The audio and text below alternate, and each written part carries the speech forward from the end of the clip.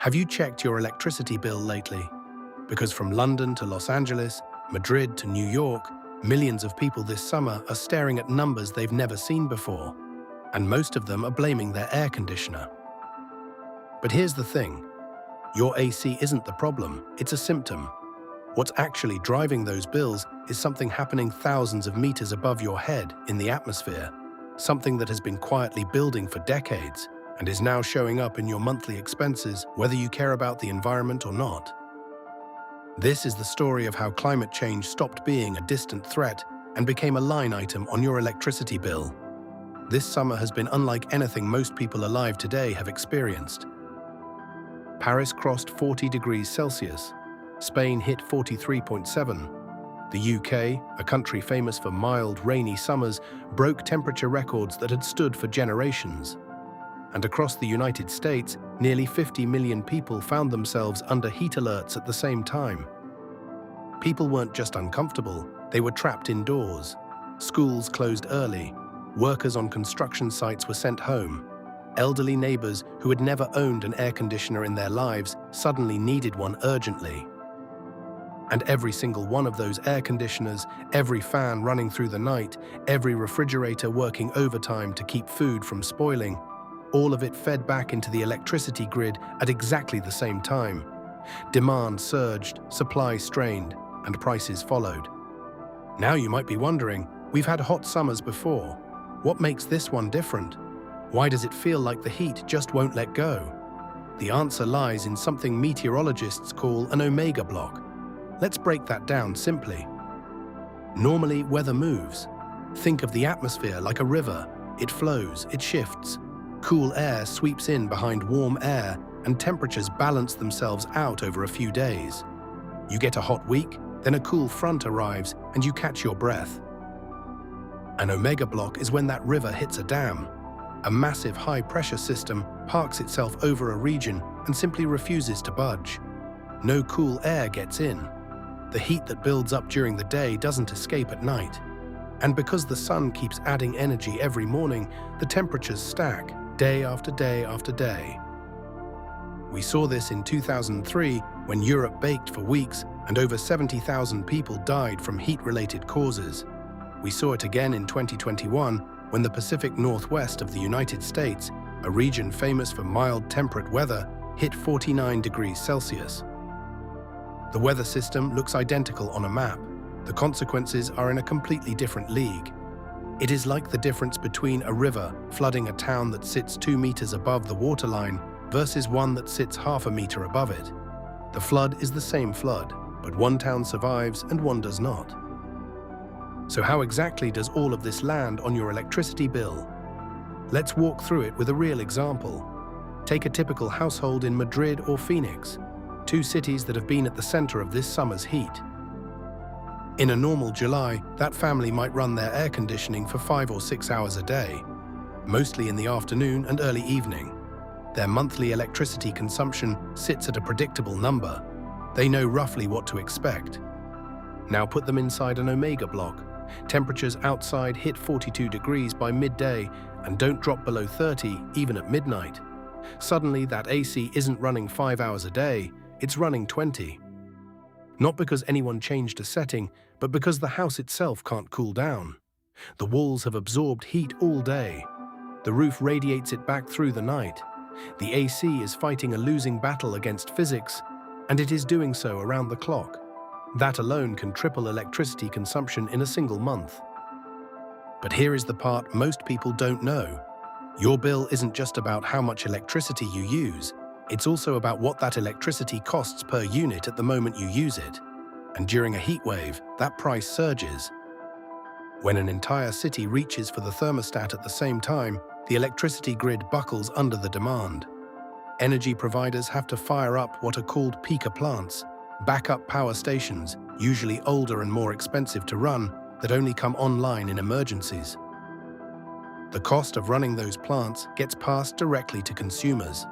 So even a household that is being careful, that is trying to limit usage, ends up paying more per unit simply because the grid is overwhelmed around them.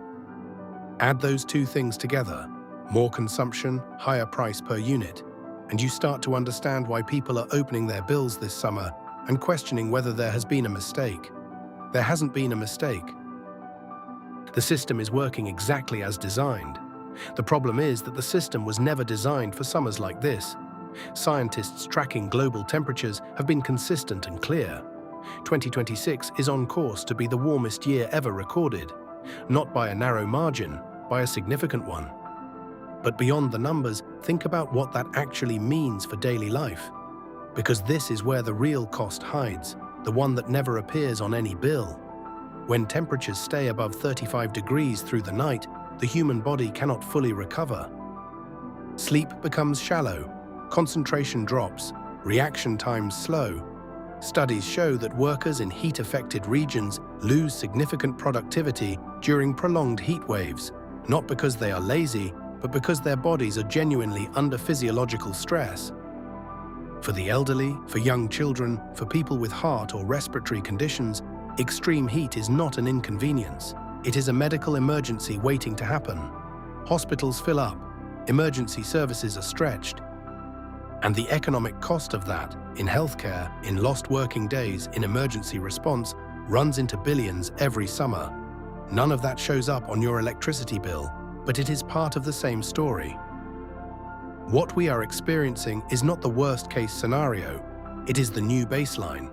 Each summer that passes without decisive action on emissions locks in a slightly higher floor temperature for the next one.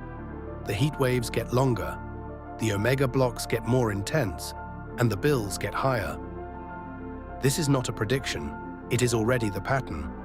Now, and this is important, none of this means you are helpless, because there are real practical things you can do at different levels starting today. Right now, this week. The single most effective thing most households can do immediately is raise their thermostat by just 2 or 3 degrees. Setting your AC to 24 or 25 degrees instead of 20 or 21 feels like a small sacrifice, but it dramatically reduces how hard your unit works. Air conditioning energy use does not scale linearly. Every degree lower you go costs significantly more to maintain. 2 degrees warmer can cut your cooling costs by 10 to 15%. Pair your AC with ceiling fans. Fans don't cool the air, they cool you by moving air across your skin. That means you feel comfortable at a higher room temperature, which means your AC doesn't have to work as hard. Running both together is far cheaper than running AC alone at a lower setting. Close your blinds and curtains during the day, especially on south and west facing windows. Up to 30% of unwanted heat enters homes through glass. This one costs nothing and makes a measurable difference by late afternoon. If your energy provider offers time-of-use pricing, where electricity is cheaper at certain hours, shift your heavy appliances to early morning or late evening. Run your dishwasher, washing machine, and dryer after 9 p.m. or before 7 a.m. The grid is less stressed, the price is lower, and you are not adding heat to your home during the hottest part of the day. Over the next few months, look at your home's insulation. This is the most underrated energy investment available to ordinary households. A well-insulated home keeps heat out in summer and warmth in during winter, reducing your dependence on both cooling and heating simultaneously. Many governments across Europe and North America currently offer grants or subsidies for insulation upgrades specifically because of the energy crisis. Check what is available in your country before that funding disappears. If you are renting and cannot make structural changes, thick curtains, door draft excluders, and reflective window film are affordable options that genuinely reduce heat gain. In the bigger picture, the decisions being made right now by your city, your government, and your energy provider will determine how bad these summers get and how expensive they become. Green energy infrastructure, building codes that require better insulation, urban tree planting that reduces city temperatures, these are not abstract policies. They are the difference between a manageable future and an unaffordable one. You influence those decisions when you talk about this, when you vote with it in mind, and when you support the people and organizations pushing for them.